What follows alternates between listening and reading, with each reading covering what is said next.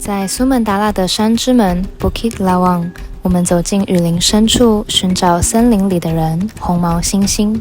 它们与人类的基因相似度高达 97%， 在高耸的树冠间自在摆荡，还能遇见机灵的夜猴偷瞄着我们的一举一动。